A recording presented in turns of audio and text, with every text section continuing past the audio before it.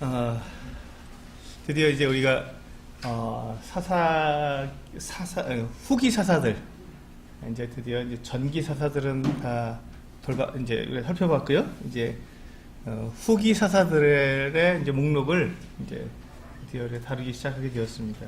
이제 뒷부분에서 나오는 사사들은 이제 소사사들이 많고, 이제 두 유명한 사사가 둘이 나오죠. 입다라고 하는 사사와 이제 우리가 잘 알고 있는 머리카락이 긴 머리를 가진 삼손이라고 하는 사사가 나오게 됩니다. 이제 그 외에는 이제 다 이제 소사사라고 하는 작은 사사들이 나오게 되는데, 이제 우리가 이제 사사기에 나와 있는 이제 사사들의 어떤 활약과 그런 내용들을 이제 많이 살펴보게 된 것이죠. 오늘은 이제 18절로 되어 있는 짧은 성경 구절에다가 내용도 이렇게 많이 없습니다. 그런데도 불구하고 오늘의 주제는, 이 10장의 주제는 둘로 나누어서 우리가 살펴봐야 할 것 같습니다. 앞에 나와 있는 돌라와 또 야이라고 하는 두 사세에 대한 내용과, 그리고 뒤에 이스라엘 백성들이 다시 한번 하나님께 반역해서 그들이 고난을 당하는, 그 하나님께 그들이 돌아오는 이 장면, 두 장면으로 나누어서 우리가 사사기 10장을 보아야 하기 때문에, 앞장면에서는 두 사사를 다루는 이 장면에서는 우리가 순종은 큰 일이든 작은 일이든 가리지 않는다라고 말씀을 드릴 수 있습니다. 순종은 큰 일이든 작은 일이든 가리지 않는다. 이것이 앞부분의 주제가 될 것 같고요. 뒷부분에서 이제 6절부터 18절까지 있는 말씀에서는요, 순종은 늦는 법이 없다. 순종은 늦는 법이 없다라는 주제로 우리가 살펴볼 수 있겠다고 생각이 됩니다. 우리 10장 1절을 보시면 사사 돌라에 대한 그 이야기가 나오고 있습니다. 1절 막 시작하면서 뭐라고 되어 있냐면, 아비멜렉의 뒤를 이어서 이사갈 사람 도도의 손자 부하의 아들 돌라가 일어나서 이스라엘을 구원하니라.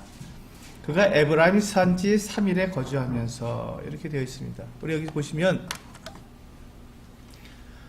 지금 이 돌라가 어느 지파 사람이었죠? 1절에 보면 이사갈 사람이었죠. 이사갈 사람이 지금 어디서 살고 있었냐면 이 에브라임에서 살고 있었습니다. 지금 이 사람은 자기의 원래 이사갈 땅에서 살지 않고 에브라임으로 내려와서 거기에서 지금 살고 있는 것이죠. 그런데 이 지금 돌라가 이스라엘의 사사가 된 지 23년 만에 죽음에 3일에 장사되었더라. 이게 이제 이 돌라의 23년간 사사의 그 삶의 전부입니다. 23년 동안 그는 사사가 되어서 다스렸던 것이죠. 이것이 이 돌라에 대한 기록의 전부입니다. 두 번째, 이제 3절부터 보시면 야이라고 하는 이 사사가 나옵니다. 그 후에 길르앗은 이쪽 그 요단강 동편에 있는 요 땅을 다 길르앗이라고 말을 합니다. 주로 이제 길르앗 땅에 야일이라는 사람이 야일이 일어나서 22년 동안, 꽤 길죠. 아까는 돌라는 23년이었고요. 야일은 22년, 즉 둘 합치면 45년이나 되는 긴 기간입니다. 22년 동안 이스라엘 사사가 되니라. 그에게 아들 30명이 있어 어린 나귀 30을 탔고 성읍 30을 가졌는데, 그 성읍들은 길르앗 땅에 있고 오늘까지 하봇 야일이라 부르더라. 야일이 죽음의 가문에 장사되었더라. 여기 보시면 이 야일이라는 사람, 야일이라고 하는 이 사사에 대한 내용도 이렇게 많지 않습니다. 다만 그가 얼마나 큰 영향력을 가진 사람이었는가는 나오고 있습니다. 그가 아들이 30명이 있었습니다. 그리고 그 30명의 아들들이 다 어린 나귀를 탔습니다. 어린 나귀를 탔다는 것은 뭐냐면 귀족이라는 뜻이죠. 힘이 있는. 그러니까 이 아들들이 다 저기 그 야일에게 30개의 성읍이 있었는데 아들도 30명이었고, 그렇기 때문에 각 아들들이 각각의 성의 영주였지 않느냐, 성을 다스리는 그 같은 책임자가였기 때문에 그들이 나귀를 타고 있었지 않겠느냐 하는 이 같은 생각을 갖게 됩니다. 그러니까 이 야일이라고 하는 이 사람은 아들 30명이 다 이렇게 용맹한 사람들이었던 거예요. 다 한가락하는 사람들. 이렇게 말하면, 예, 전쟁하면 나가서 싸워서 이길 수 있는, 그러니까 이제 성의 영주가 되죠. 이제 그 정도의 어떤 능력이 있는 그 같은 사람이었습니다. 근데 그 야일도 역시 뭐냐면 22년 동안 다스렸고, 그리고는 야일이 죽음의 가문의 장사되었더라. 이 내용밖에 없습니다. 이들의 삶을 보면 아무것도 우리가 알 수 없었어요. 근데 중요한 것은 무엇이냐면 이 두 사사가, 돌라와 야일이 그들이 이 사사로서 다스렸던 그 일화가 전혀 기록되어 있지 않지만, 근데 중요한 것은 무엇이냐면 사사가 어떤 일을 하냐는 것이죠. 사사가 왜 필요하냐면 그들이 백성들을 재판해주고 다스려주고 나라를 안정시키는 것이 사사가 하는 일입니다. 근데 지금 이 두 사람, 돌라나 또 야일이 다스리는 동안에 아무 문제가 없었습니다. 그 나라에, 이스라엘 나라에 아무 문제가 없었던 거예요. 그러니까 이 두 사사가 어떤 일화가 기록되어 있지 않지만 이 두 사사는 역시 사사로서의 임무를 어떻게 했다고요? 잘한 거예요. 잘한 겁니다. 그러니까 아무 일도 없었잖아요. 다른 나라에서, 다른 주변 나라의 블레셋이라든지 암몬이라든지 모압에서 넘보질 못했던 거예요. 왜? 강력한 사사였기 때문에 넘보질 못했던 것이죠. 그러니까 그들이 비록 아무 기록이 없지만, 아무 기록이 없다는 것이 오히려 그들이 얼마나 나라를 잘 지켰고 백성들을 안정화시켰으며, 그들이 또 잠깐 하고 살아버린 것이 아니라 23년, 22년이라고 하는 긴 시간 동안 백성들을 안정화시켰다는 이것이 가장 중요한 것이죠. 그들이 무엇을 잘했고 무엇을 잘못했고 이와 같은 일화가 기록된 것이 중요한 것이 아니라 그들은 하나님께서 세우신 사사로서 그들의 사명을 충실하게 잘했다는 것입니다. 그래서 우리가 때때로 이 성경에 나온 사사기에 기록되어 있는 사사들 중에서 이렇게 잘 부각되지 않은 사사들에 대해서 우리는 그냥 지나칠 수 있습니다. 뭐 그런 사람이 있었나 보다 하고 지나칠 수 있습니다. 그러나 그런 사람이 있었나 보다가 아니라 지금 지금 돌라나 야일이 다스리던 그 시대에 살던 사람들에게 이 돌라나 야일은 정말 구세주와 같은 사람들이었던 것이죠. 정말 최고의 사사였던 것이죠. 아무 일이 없었으니까, 평안하게 살 수 있었으니까, 그들이 아무 전쟁 없이 아무 사고 없이 이렇게 오랫동안 평안을 누렸다는 것은 그들이 잘 했다고 우리가 평가할 수밖에 없는 그 같은 내용이라고 생각이 됩니다. 그래서 우리는 때때로 유명해지고 드러나고 뭔가 다른 사람보다 내가 좀 더 높아지는 좀 큰 일, 다른 사람이 인정해줄 만한 그 같은 일들을 우리가 맡아서 하는 것에 대해서 대단히 그것을 자긍심도 가지게 되고 또 그것을 바라기도 합니다. 그런데 오늘 이 사사기에 보면은, 사사기에 나와 있는 이 돌라와 야일은 그들이 비록 아무 그 기록이 없지만 중요한 것은 그들의 이름이 성경에 기록되어 있다는 것이죠. 그들이 사사로서 성경에 기록되어 있다는 것입니다. 그래서 이 돌라와 야일은 대단히 영광스러운 그 같은 지금 영광을 받고 있는 것이죠. 지금 수천 년 동안 돌라와 야일은 하나님께서 그들을 세우셔서 23년, 22년 이렇게 긴 세월 동안 그 나라를, 이스라엘 나라를 평안하게 다스렸던 사사였다라고 다 말할 수 있는 그 같은 사람들이었다는 것입니다. 이들이 결코 지금 유명한 이 어떤 기드온이라든지 뭐 삼손이라든지 이렇게 유명한 사사들보다 결코 못한 사람들이 아니라는 것입니다. 다만 우리가 그것을 볼 수 없었던 것이죠. 그들의 이름이 성경에 기록되어 있다는 이 자체만으로도 그들은 대단히 영광스러운 삶을 살았고 하나님의 부르심을 받고 세움을 받은 그 같은 대단히 중요한 인물들이었다는 것이죠.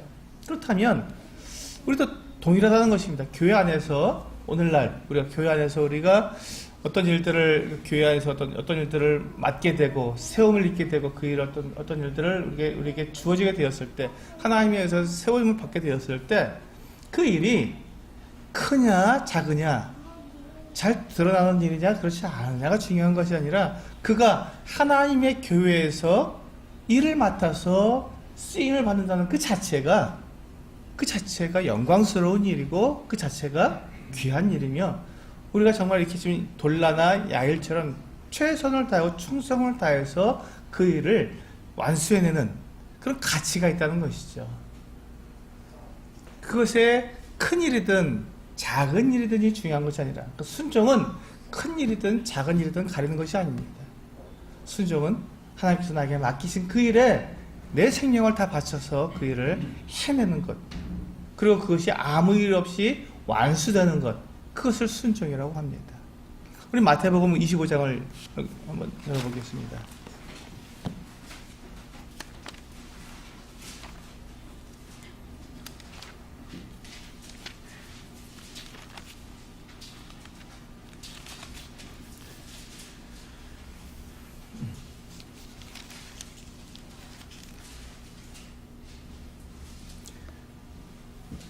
네, 마태복음 25장에는 달란트의 비유가 나옵니다. 네. 19절에 보시면 이제 주인이 종들에게 한 종에게는 5달란트를, 한 종에게는 2달란트를, 한 종에게는 1달란트를 맡기고 타국에 가서 있다가 오랜 시간이 지난 다음에 돌아왔습니다. 그래서 이제 돌아와서 이제 계산을 하는 것이죠. 19절부터 보시면 오랜 후에 그 종들의 주인이 돌아와 그들과 결산할세. 결산할 때가 있다는 것이죠. 20절 5달란트 받았던 자는 5달란트를 더 가지고 와서 이르되 주인이여 내게 5달란트를 주셨는데 보소서 내가 또 5달란트를 남겼나이다. 21절 그 주인이 이르되 잘하였도다 착하고 충성된 종아 내가 적은 일에 충성하였음에 내가 많은 것을 내게 맡기리니 내 주인의 즐거움에 참여할지어다 하고, 여기 보시면 5달란트 맡은 종에게 뭐라고 말씀하셨냐면 잘하였다, 내가 적은 일에 충성하였으니 내게 많은 것으로 또 맡기겠다, 그리고 내 주인의 즐거움에 참여하라 라고 주인이 그렇게 칭찬을 해 주었습니다. 지금 5달란트를 맡아서 그 5달란트를 잘 관리해서 장사를 해서 또 다른 5달란트를 남겼는데 5달란트가 대단히 큰 돈입니다. 엄청나게 큰 사업 자금이 되는 것이죠. 그럼에도 불구하고 주인이 뭐라고 말하냐면 주인이 이 종에게 적은 일이다. 왜냐하면 주인에게는 5달란트는 아무것도 아니니까요. 이 종에게 5달란트는 큰 돈이지만 주인에게는 이 5달란트는 아무것도 아니니까 그냥 딱 맡기고 갈 만큼 5달란트를 그냥 종에게 주고 갈 만큼 그것은 주인에게는 아무것도 아니었던 거예요.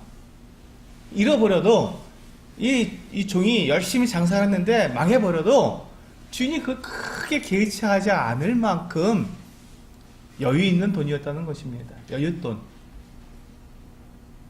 그렇기 때문에 주인에게는 이게 5달란트가 별거 아닌데 네가 이 별거 아닌 5달란트에 네가 최선을 다했구나, 잘했다, 이제 내가 너에게 더 많은 것을 맡기겠다, 이제 네가 검증이 되었으니 이 5달란트를 가지고 네가 최선을 다한 것이 검증이 되었으니 내가 더 많은 것으로 너에게 맡기겠다라고 주인이 이야기한 것이죠.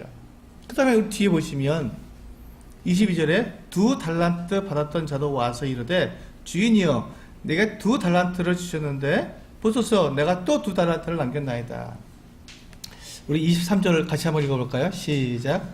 그 주인이 이르되 잘하였도다 착하고 충성된 종아 내가 적은 일에 충성하였음에 내가 많은 것을 내게 맡기리니 내 주인의 즐거움에 참여할지어다 하고. 자, 여기 보시면 지금 5달란트를 맡은 사람에게 했던 칭찬과 2달란트를 맡은 사람에게 한 칭찬이 어떻습니까?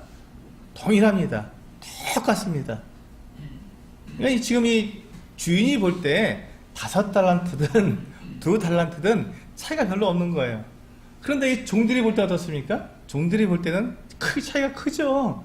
5달란트하고 2달란트는 배가 넘는데 차이가 큽니다. 이 종들이 볼 때는 야, 자기는 5달란트 받았어? 난 겨우 2달란트인데? 이렇게 볼 수 있었다는 것이죠.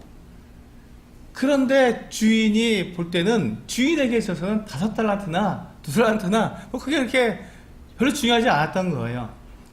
주인의 입장에서는 5달란트도 여윳돈이었고 2달란트도 여윳돈이었기 때문에 크게 뭐 그 주인에게는 크게 중요했던 게 아니었어요. 다만 그들이 무엇을 하기를 원했다고요? 순종하고 그 일에 충성하기를 원했던 것이죠. 그래서 5달란트 받은 사람에게도 잘하였다 그랬고, 그리고 네가 적은 것에 충성했으니 더 많은 것을 맡기겠다 그랬고, 2달란트를 맡은 사람에게도 동일하게 잘했다 그랬고, 네가 적은 것에 충성했으니 이제 내가 너에게 더 많은 것을 맡기겠다고 동일한 칭찬을 한 것이죠. 그렇습니다. 우리가 하나님을 섬기는 사람, 우리는 하나님을 섬기는 사람들이잖아요. 하나님을 섬기는 사람들에게 있어서 하나님께서 우리에게 맡겨주신 일들이, 지금 우리가 교회, 우리 서수익교회라고 얘기했을 때 서수익교회 안에서 우리가 맡은 일들이 우리가 볼 때는 어떤 일은 좀 커 보이고 어떤 일은 좀 작아 보일 수도 있지만 하나님 보시기엔 아무것도 아니라는 거예요. 아무것도 아니라는 거예요. 그래, 이 일을 할 수도 있고 저 일을 할 수도 있는 거지 라고 하나님 보시기엔, 하나님의 눈에는 그렇게 보이는데, 그 작은 일, 이 조그만 교회에서, 우리 몇 명 되지 않은 이 작은 교회에서 어떤 일을 맡아서 할 때 그 일에 정말 내가 어떤 마음으로 그 일을 하느냐 이것이죠. 충성을 다하는지, 아니면 이 1달란트, 내용 다 아시니까 나머지 1달란트를 맡은 사람인 것처럼 그냥 감춰두고 일하지 않고 게으르게 그냥 보관했다 갖다 주는 이와 같은 사람이 될 것인지, 그것은 다르다는 것이죠. 주인이 볼 때 주인의 마음에는 그 일에 주인이 맡겨놓은 그 돈은 없어져도 상관없는 그 같은 돈이었기 때문에 주인의 입장에서는 그 돈을 가지고 주인을 기쁘게 하기 위해서 그 돈을 얼마만큼 잘 사용했느냐, 이게 관심이 있었지 누가 더 크냐 이거는 전혀 관심이 없다는 것입니다. 이게 하나님의 계산법입니다. 하나님의 계산법은요, 우리끼리 생각했을 때, 사람들이 생각했을 때, 우리 교회 안에서 성도들이 생각했을 때, 저 형제는 크고, 저 형제는 좀 이런 게, 우리는 그런 판단이 계산이 될지 모르지만, 하나님의 계산법에는 그런 계산이 없다는 거예요. 맡겼으면 다 종인 것이고, 일을 잘하시면 다 충성된 종인 것이고, 그는 하나님께서 계산했을 때, 그가 어떤 일이든지 충성을 다해서, 최선을 다해서 충성을 했으면 그에게 하나님께서는 칭찬하시고 많은 것으로 맡길 수 있는 그와 같은 사람이 된다는 것입니다. 이게 하나님의 계산법입니다. 이게 하나님의 계산법입니다. 저는 이 하나님의 계산법을 저는 믿습니다.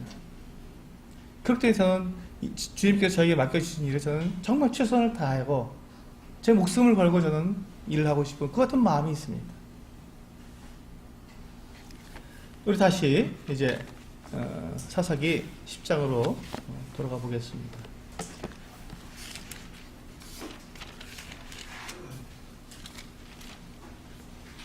이제 그렇게 해서 우리가 첫 번째 단원을 끝냈습니다. 졸라와 야일의 이와 같은 모습을 보면서 그들을 결코 우리가 가볍게 여길 수 없다는 것이죠. 그들의 이름이 사사기에 기록되어 있고 그들이 아무 문제 없이 나라를 잘 다스렸으며 그들은 평안하게 죽었기 때문에 그들은 하나님 앞에 온전히 쓰임을 받은 종이었다라고 우리는 분명히 이야기할 수 있기 때문에 우리가 생각하는 기준이 아니라 하나님 보시는 기준으로 봤을 때 그들은 참 충성된 종이었을 것이다 라는 생각이 듭니다. 두 번째 단락 6절부터 보시면요, 이제 중요한 부분이 나옵니다.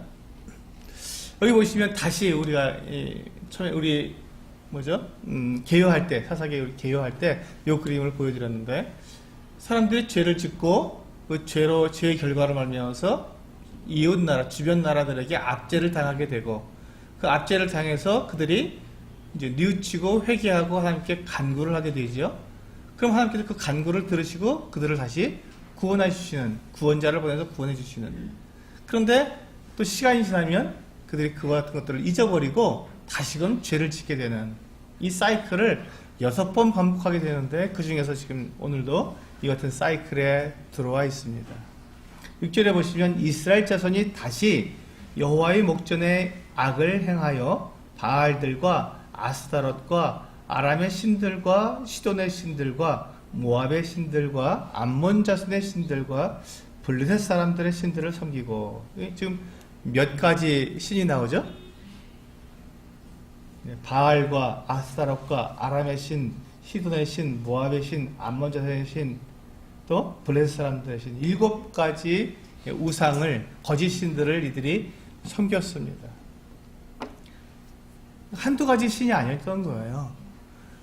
지금 이 이스라엘 백성들이 지금 가나안 땅을 점령하고 지금 들어와 있는지 300년이 지났어요. 300년. 300년이 지났는데 지금 그들의 삶 속에 들어와 있는 우상이 몇 가지라고요? 크게 큰 덩어리로 묶었을 때도 7가지입니다.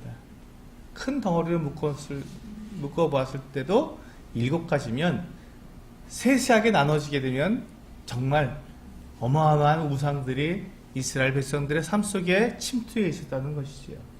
300년이 흘렀는데 그동안에 하나님께서 그 이스라엘 백성들에게 정말 너무도 놀랍고 기이한 것 같은 능력을 보여주셔서 하나님의 살아계심과 이스라엘 백성들을 사랑하심과 그들을 보호하시고 지키시고 그들에게 복을 주시는 분의 것을 충분히 보여주셨음에도 불구하고 그들은 여전히, 그리고 점점 더 나아가서 여기 보시면요, 사실 6장 이스라엘 자손이 다시라고 하는 이 말은요, 좀 더 심했다, 더 발전됐다, 더 크게 되었다라는 뜻이 있습니다. 그러니까 이스라엘 백성들이 그냥 비슷한 죄를 지은 것이 우상숭배로 돌아간 것이 아니라 이게 더 극심한, 더 강한 우상숭배에 빠지게 된 거죠. 그래서 이제 여기서 보면 하나님께서 7개의 그 우상들의 이름을 다 나열해 주신 것이죠. 얼마나 그들의 우상숭배가 심해졌는지. 그래서 하나님께서 뭐라 하셨냐면 7절에 보시면 여호와께서 이스라엘에게 진노하사 블레셋 사람들의 손과 암몬 자손의 손에 그들을 파심해. 여기 보시면 이제 하나님께서 그들을 넘겨주셨는데, 이번에 보시면 아주 이스라엘 자손들을 정말 괴롭히셨습니다. 하나님께서 어떻게 괴롭히셨냐면 이스라엘 지도에 보시면 암몬 자손은 지금 이스라엘 나라의 동쪽에 있습니다. 그렇죠? 그래서 이 동쪽에 있어서 이 요단강 동쪽에 있는 요 지파들, 므낫세, 갓, 또 루벤 지파를 갖다가 이 암몬 나라가 계속해서 괴롭혔습니다. 그리고 이 블레셋은 요 지중해 해안가에 이렇게 자리 잡고 있기 때문에 이쪽에 있는 뭐 유다라든지 단이라든지 또 에브라임이라든지 므낫세라든지 이쪽에 있는 요단강 서쪽에 있는 이 지파들을 갖다가 공격해서 아주 괴롭힐 수 있었던 것이죠. 그런데 전에는 하나님께서 이 이스라엘 백성들을 괴롭히도록 한쪽만, 암몬이 공격하면 블레셋은 잠잠히 있었고 블레셋이 공격하면 암몬은 잠잠히 있었는데, 이번에는 하나님께서 동시에 팔아버리신 것입니다. 동시에 그들의 손에 넘겨져 버리신 거예요. 그래서 동쪽에서도 암몬 자손이 동쪽에서도 공격해 들어오고 블레셋이 서쪽에서 동시에 공격하니까 정신을 차릴 수가 없는 것이죠. 이쪽을 좀 막아보려고 하면 이쪽에서 오고, 이쪽을 좀 막아보려면 저쪽에서 오고 하니까 정신을 차릴 수 없을 만큼 하나님께서 이스라엘 백성들의 그 극심한 우상 숭배와 그들의 죄악에 대해서 심판을 하신 것입니다.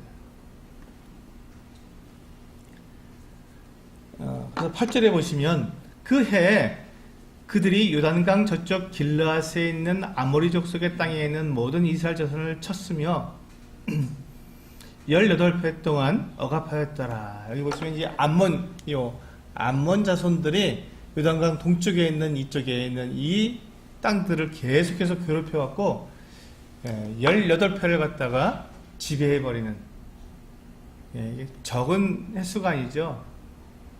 18회면 정말 오랜 기간 동안 완전히 압제를 당하고 있었던 것입니다. 근데 문제가 뭐죠, 여기서? 그렇게 18회를 갖다가 지금 이 암몬 자손과 블레셋 자손의 공격에 의해서 계속 고난을 당하고 고통을 당하고 있는데, 문제가 뭐죠? 예. 우리 아까 본 것처럼 여기에서 지금 그들이 압제를 당했으면 그들이 뭐가 와야 되죠? 간구가 일어나서 또 그 다음에 구원으로 요 사이클로 넘어가야 되는데, 지금 여기에 요 구원까지 오지 못한 거예요. 구원자가 일어나지 않았던 거예요. 사사가 일어나지 않았습니다. 하나님께서 그들에게 사사를 주시지 않으신 거예요. 몇 년 동안? 예, 18년 동안 하나님께서 그들에게 사사를 주시지 않으셨어요. 그들을 구원하지 않으셨습니다. 왜 그랬다고요? 그들의 우상 숭배와 그들의 악행이 더욱 심해졌기 때문에 하나님께서 그들을 놓아버리신 거예요. 지금 이스라엘 백성들이 하나님을 모르는 사람들이었습니까?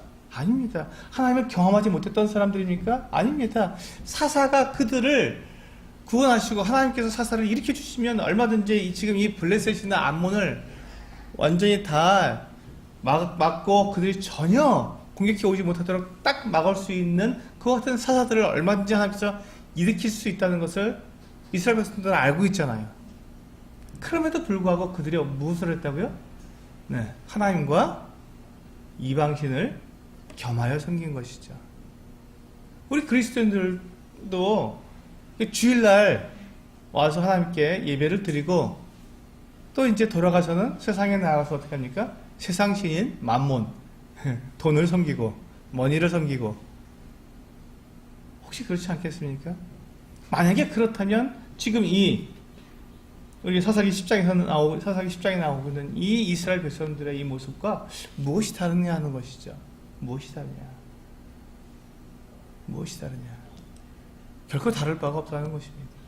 우리가 지금 사사기를 보면서 어떻게 이스라엘 백성들은 이렇게까지도 하나님을 경험하면서도 그걸 갖다가 그걸 못 부리치고 그래 그 우상을 섬겨? 그것도 7 우상이나 너무 심한 거 아니야라는 마음이 우리 마음속에 들어 올라올 수도 있겠지만, 그렇다면 우리는 어떤가 하는 것이죠. 우리는 예수 그리스도의 그 하나님의 아들 되신 그 예수 그리스도의 피로 말미암아서 우리는 완전한 죄사함을 받고 우리가 하나님의 자녀로서 하나님의 그 생명책에 기록되는 이 놀라운 은혜를 입었고, 또 매주 우리가 하나님의 만찬을 대하면서 주님의 그 죽으심을 기억하는 그와 같은 삶을 살고 있는 우리들이 세상에 나가서 우리가 직장에 생활을 한다든지 사업을 한다든지 또 학교에 있다든지 어떤 일을 우리가 가족과 생활할 때는 이 모든 생활 가운데서 이것을 잊어버리고 하나님을 잊어버리고 내가 세상 사람과 똑같은 삶을 살기 시작하게 된다면, 그렇다면 우리가 지금 이 사사기에 나오는 지금 이 이스라엘 백성들에 대해서 우리가 손가락질할 수 있는 자격이 없다는 것입니다. 우리 똑같습니다. 똑같은 모양이 되는 것이죠. 그들과 별반 다를 게 없다는 것입니다. 우리는 주님을 경험한 사람들이고 또 우리 안에 성령께서 계셔서 우리를 하나님의 전으로 삼으셔서 우리를 거룩하게 하시고 흠이 없게 하시고, 그래서 하나님을 섬길 수 있는 그와 같은 자격을 주셨는데, 우리는 그와 같은 것을 경험한 그 같은 사람으로서 또 매주 예배를 드리는 사람들로서 세상 가운데서 다른 세상 사람과 똑같은 삶을 살아가고 똑같은 말을 하고 똑같은 목표를 향해서 그렇게 돈을 벌기 위해서나 또 나의 어떤 위상을 높이기 위해서나 이 같은 삶을 우리가 살아가고 있다면, 그렇다면 우리가 하나님과 우상을 겸하여 섬기고 있는 것이 아니냐, 우리가 그렇게 볼 수 있다는 것입니다. 이것이 우리에게 무서운 것이죠.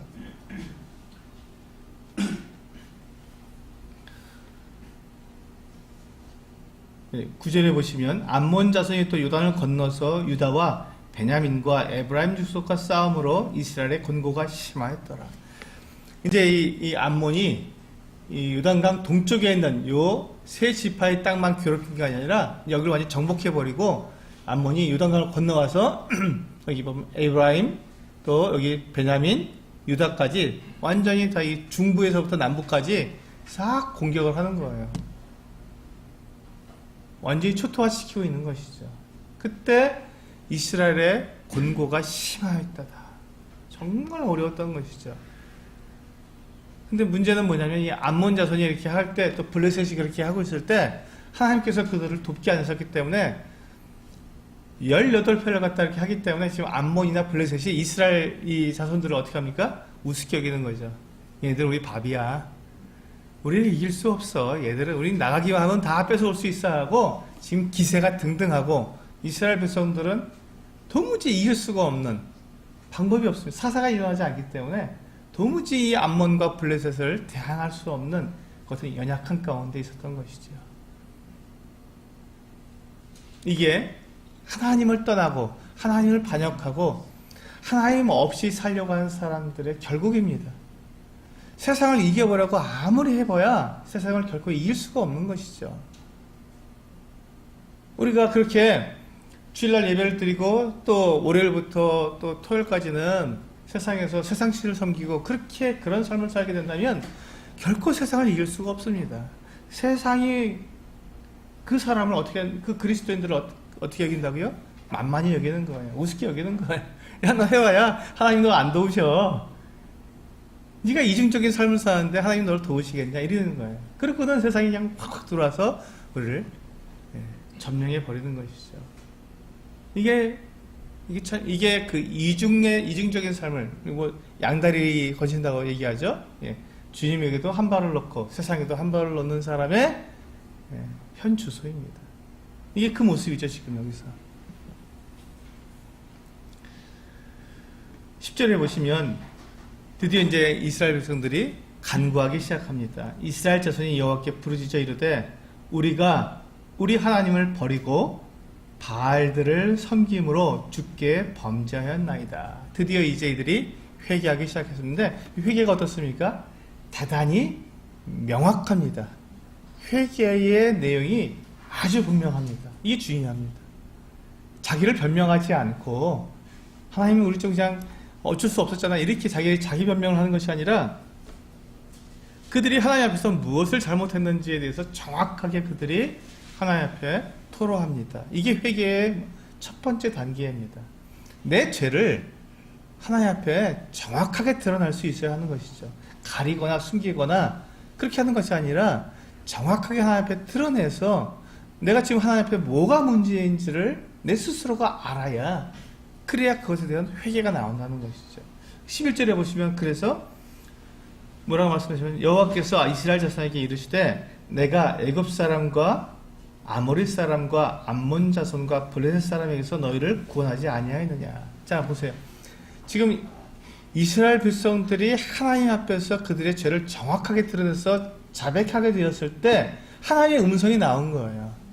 하나님께 그들을 물론 나무라셨지만 하나님의 음성이 있었다는 그 자체가 이들의 복인 거예요. 하나님께서 이 구약 말라기 이후에 그 세례 요한이 일어나기까지 400년 동안 하나님께서 침묵하셨습니다. 이스라엘 백성들이 아무리 하나님께 그 구원을 요청하고 그렇게 간구하고 해도 하나님께서 전혀 대답하지 않으셨습니다.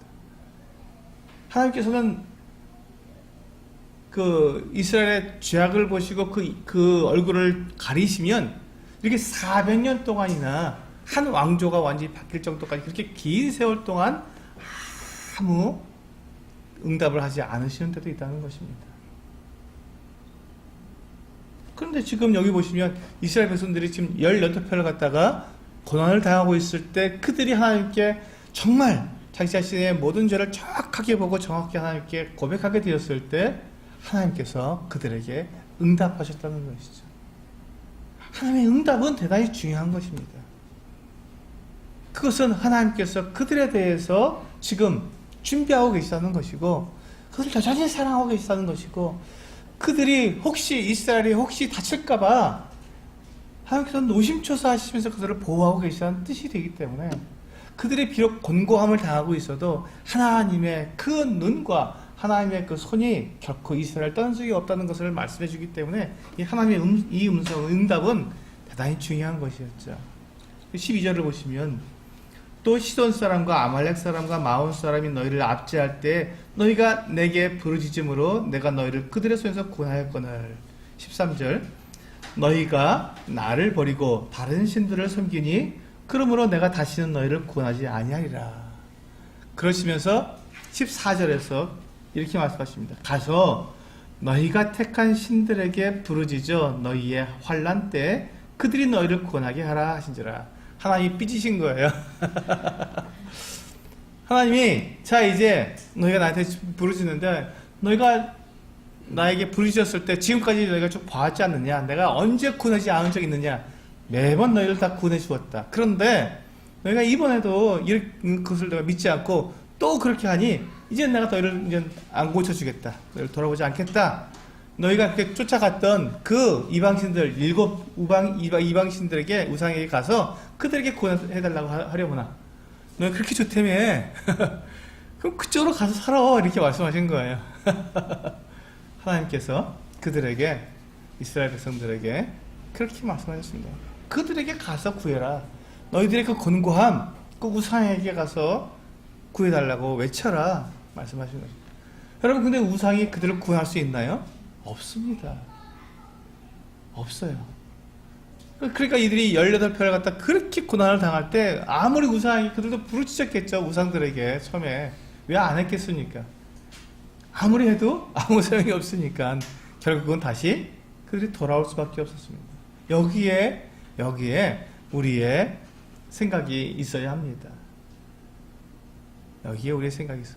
지금 보세요. 지금 이스라엘 백성들이 그들이 자기들이 할 수 있는 방법을 다 동원해서 하다가 이거 안 되겠구나.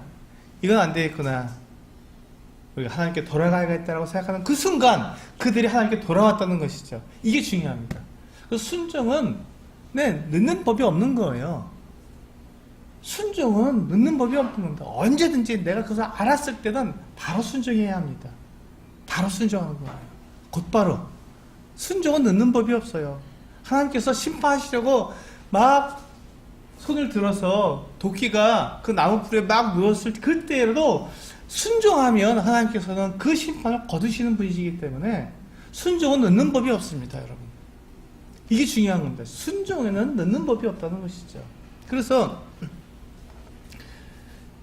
15절에 보시면 보세요. 이스라엘 백성들이 어떻게 하나 보세요. 15절에 이스라엘 자손이 여호와께 여쭈되 우리가 범죄하였사오니 주께서 보시기에 좋은 대로 우리에게 행하시려니와 오직 주께 구하옵나니 오늘 우리를 건져내옵소서 하고 16절 이게 이제 그들의 마음을 나타내주는 대단히 중요한 부분입니다.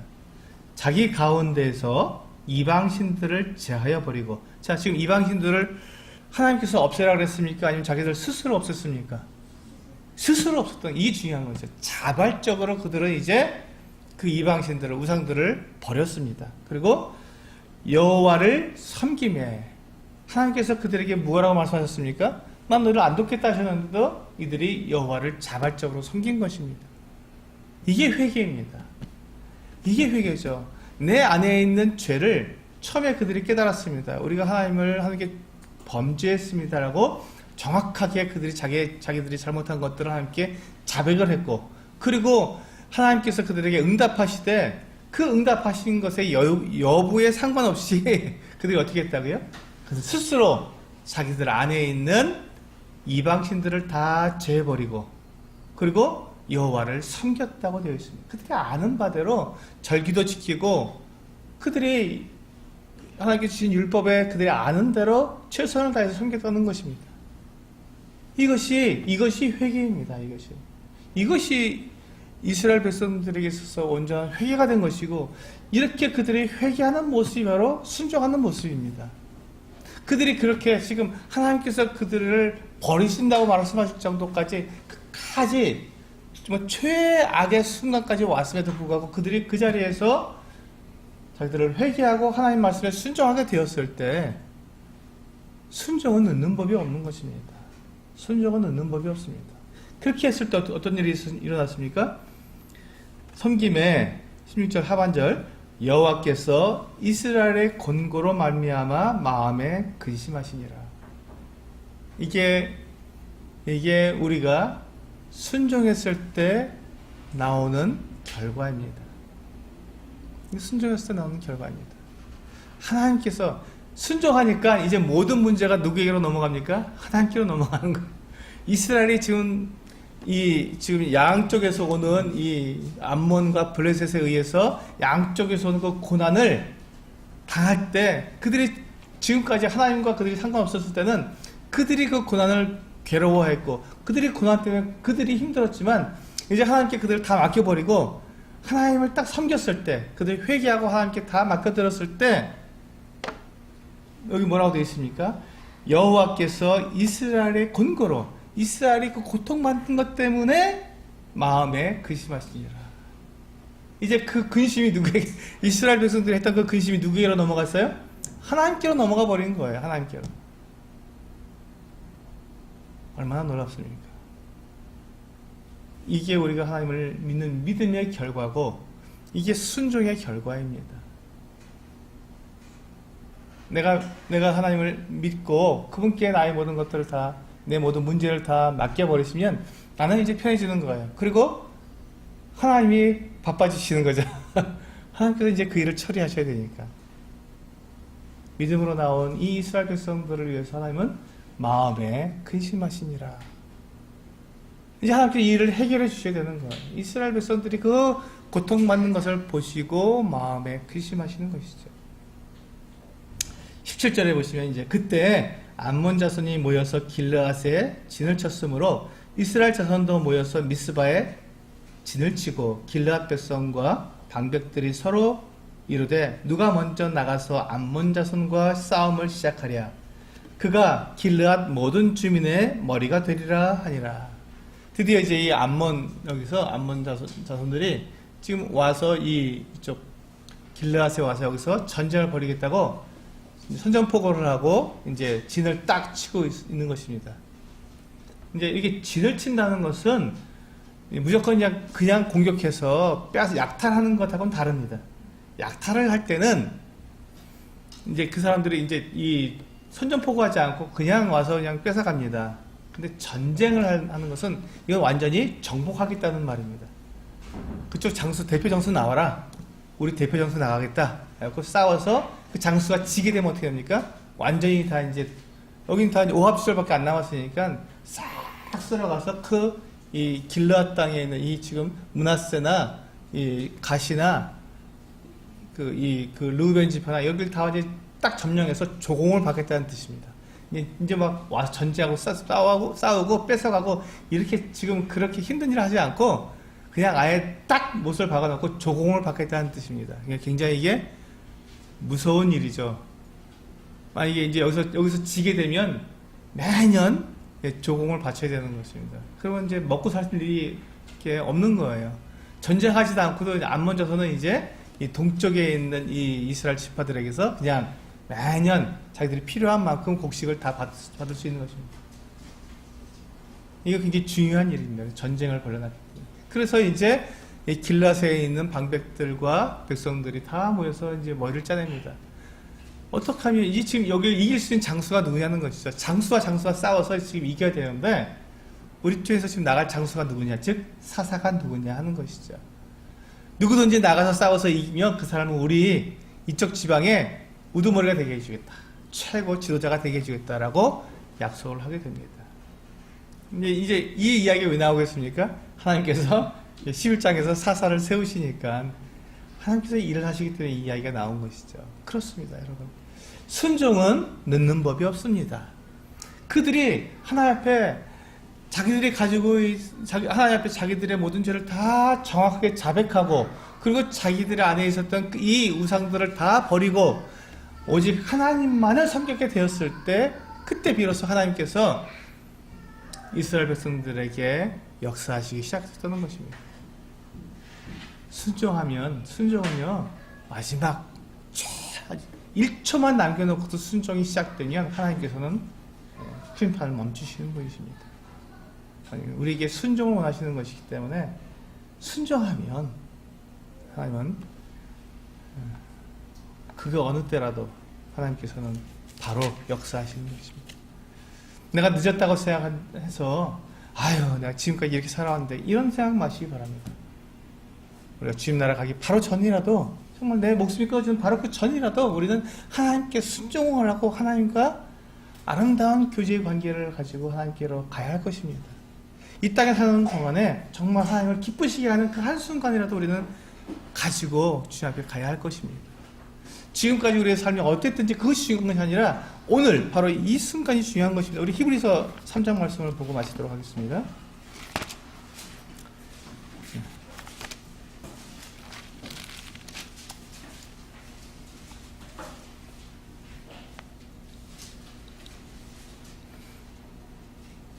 절부터 보시면요. 그러므로 성령이 이르신 바와 같이 오늘 너희가 그의 음성을 듣거든 광야에서 시험하던 날에 거역하던 것 같이 너희 마음을 완고하게 하지 말라. 거기서 너희 열조가 나를 시험하고 증험하고 40년 동안 나의 행사를 보았느니라. 그러므로 내가 이 세대에게 너여 이르기를 그들이 항상 마음이 미혹되어 내 길을 알지 못한다 하였고 내가 너하여 맹세한 바와 같이 그들은 내 안식에 들어오지 못하리라 하였다 하느니라. 12절 형제들아 너희는 삼가 혹 너희 중에 누가 믿지 아니하는 악한 마음을 품고 살아계신 하나님에게서 떨어질까 조심할 것이요. 13절 오직 오늘이라 일컫는 동안에 매일 피차 권면하여 너희 중에 누구든지 죄의 유혹으로 완고하게 되지 않도록 하라. 여기 보시면 지금 오늘이란 말이 지금 2번 나옵니다. 7절에 보시면 나오죠. 오늘 너희가 그의 음성을 듣거든. 오늘입니다. 오늘은 항상 오늘인 거예요. 항상 내가 하나님의 그와 같은 말씀을 깨닫고 내가 하나님 앞에서 내가 죄악됐다는 것을 깨닫고 내가 하나님께로 돌이켜야겠다고 하는 것을 깨닫는 그 순간이 바로 오늘이고 바로 그 순간 우리는 하나님 앞에서 순종의 길로 나아가야 한다는 것입니다. 내일이 아닙니다. 어제 했어야 되는데 그거 아닙니다. 지금 내가 알았으면 오늘 하나님 앞에 순종하는 것입니다. 순종은 늦는 법이 없는 겁니다. 항상 오늘이니까 오늘 내가 순종하는 것입니다. 그렇게 한다면 우리 누가복음 15장에 나와 있는 이 탕자의 아버지가 탕자가 돌아왔을 때 어떻게 했는지 우리 아시지 않습니까?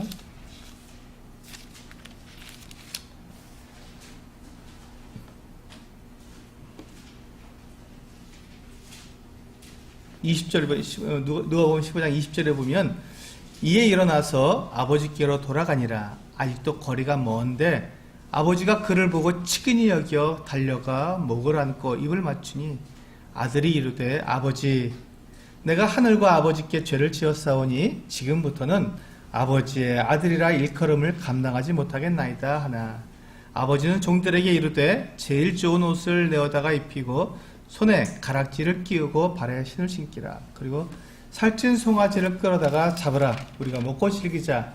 이는 이 내 아들은 죽었다가 다시 살아났으며 내가 잃었다가 다시 얻었노라 하니 그들이 즐거워하더라. 이 아들이 나가서 그 아버지의 가산을 다 화랑방탕하게 써버리고 다 이제 거지가 되어서 돌아왔는데 그가 그것을 깨달은 그날 내 아버지의 집에는 풍족한 일꾼들이 그렇게 많은데 풍꾼들도 다 풍족한데 나는 여기서 아들인 내가 여기서 줄여 죽는구나 이 생각을 하고는 그날 내가 이렇게 돌아가겠다 생각하고 바로 돌이킨 겁니다. 바로 순종한 거예요. 그것을 깨닫는 그날 알게 된 그날입니다. 그날 그가 순종했을 때 아버지는 아직도 거리가 먼데 좀 멀리 떨어지는데 알아보고는 아버지가 달려나와서 그의 목을 안고 입을 맞춘 것입니다. 아버지는 늦는 법이 없습니다. 아버지는 못 알아보는 법이 없습니다. 하나님께서는 우리를 늘 기다리고 계신 것이고 내가 돌아서는 그 순간 하나님께 내가 순종하는 그 순간 하나님은 나에게 준비되었던 모든 것 손에 가락지를 끼우고 발에 신을 신기고 제일 좋은 옷을 갖다가 입히고 살찐 송아지를 내다가 잡아서 잔치를 베풀어서 먹고 즐기도록 하는 이 모든 것들이 아버지의 마음에는 항상 준비되어 있던 것입니다. 그 아들이 돌아왔을 때, 그 아들이 돌아올 때 언제든지 아들이 돌아오기만 하면 아버지는 받아주시는 것이죠. 우리가 하나님 앞에 나아갈 때도 마찬가지입니다. 순종은 결코 늦는 법이 없습니다. 그러면 우리가 하나님 앞에 우리 자신을 돌아보면서 작든지 크든지 우리는 상관하지 아니하고 우리에게 맡겨진 일에 최선을 다하고 충성하는 것 같은 모습을 나타내며, 또한 내가 순종해야 한다는 것 같은 것을 아는 순간 바로 즉시 순종하는 그 같은 모습을 통해서 하나님을 기쁘시게 하고 잘하였다, 착하고 충성된 종아라는 이 같은 칭찬을 받는 우리 형제자매들 되시기 바랍니다. 기도하시겠습니다.